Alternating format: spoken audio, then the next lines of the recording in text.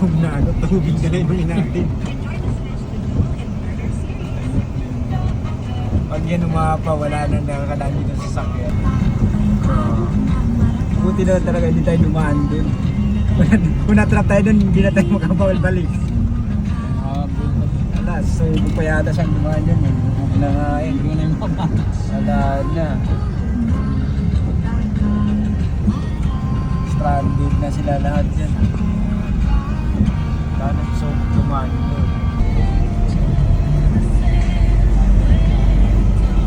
Ayaw naman ang tricycle eh. Ayaw.